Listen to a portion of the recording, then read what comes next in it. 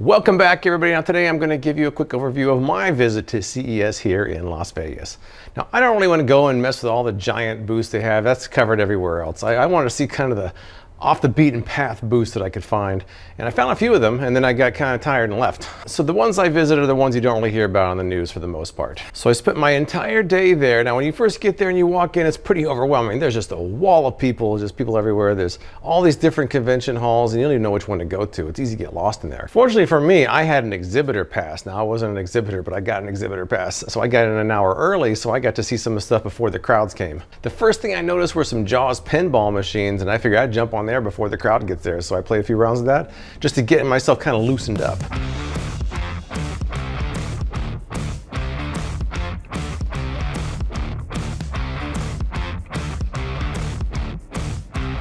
Now, early on, I saw a few things that were kind of along the lines of the things I review. I saw a display by Frigidaire, and I saw one by RCA with a lot of kind of home goods that I actually review. This is right up my alley. You know, I like my ice makers and my mini fridges. I'll bet this works better than the last mini fridge I tested. An RCA teapot, RCA popcorn maker. It reminds me of the Stir Crazy. A little bit cheap, actually. Quesadilla grill, what's this? Looks pretty good. Oh, a Belgian waffle maker. This looks a little different. You pour it in when it's already closed, it looks like. I'm gonna break it here. RCA air fryer. Oh, a lantern fan. I've been seeing more of these lately, the lantern fans. And then this looks interesting. Humidifier aroma diffuser and nightlight. I might have to try one of these. A little bit cheap also. Looks a lot like the Arctic Air. Huh. After that, I never really saw any of that kind of product again the rest of the day. From there, I walked around and ran right into the Shox booth. You might recall that I reviewed the Shox Open Run bone conduction earphones last year, and I was looking at all their new offerings. Now they have a new version called the Open Fit, which is an over-ear headphone instead of bone conduction. I tried those out and they had much better bass than the bone conduction ones that I actually use. So those might be something I'm interested in. Well, that looks familiar. I think I used one of these this morning. It sounds like the bass is a little better than the bone conduction. Yes. Yeah. Correct. Yeah, I can hear the difference in the bass already. Yes. Yeah. Oh yeah. Like I'm talking to you right now. Yes, yeah, it's still open ear concept. That's great. Those are nice, yeah. See, the bone conduction I like, but you know, that kind of lacks bass. This didn't lack the bass. I usually listen to like podcasts and more talking on these, but that seems like you could listen to music more. So yeah, so I really like those. I can have a business card here.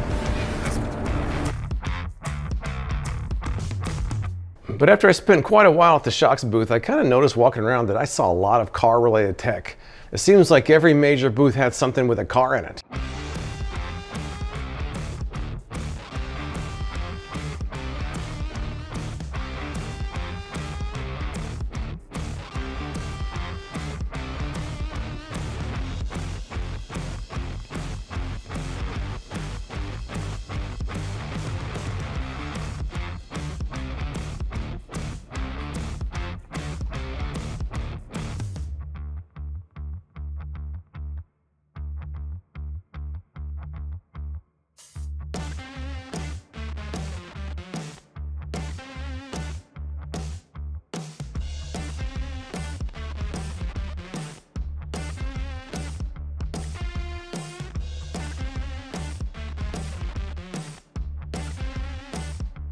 So after seeing about 5 or 6 different major car booths, I kind of walked around and ran into the Ray-Ban Stories booth. Now I tested the Ray-Ban Stories original version a couple years ago, and I really wasn't overly impressed with the new version, so I didn't really spend much time there. But right next to that was, I believe it was Hisense was the vendor, and they had kind of an interesting dual projection set up there. First they had 2 projectors shining on opposite walls, but then they moved together and they blended into one long image. That was pretty interesting.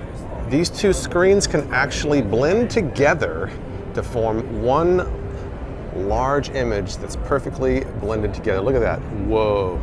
And that's 2 different projectors creating one seamless picture. That's pretty impressive. For a projection screen, very nice. Whoa, there they go. 2 separate screens. The only problem with that is I can't imagine a lot of people creating an image that wide, but it is a pretty cool technology. To me, my favorite booth of all the ones I saw was the SK Group out of South Korea. I think they're doing a lot of AI stuff these days, but really I just kind of enjoyed the fun stuff they had there. They had an AI fortune teller, they had a dancing car, they had a roller coaster simulator, and a giant globe that looked a little bit like the Sphere.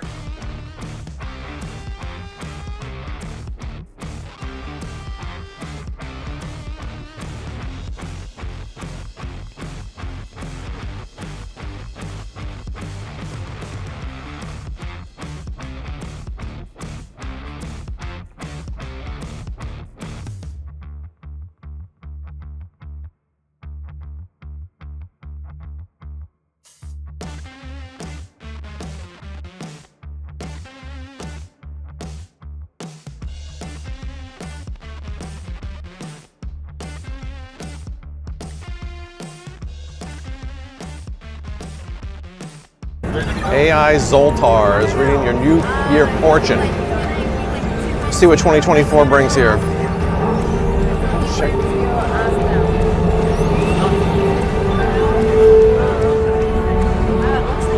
It does. It is me. That isn't like me. That's so funny. So accurate.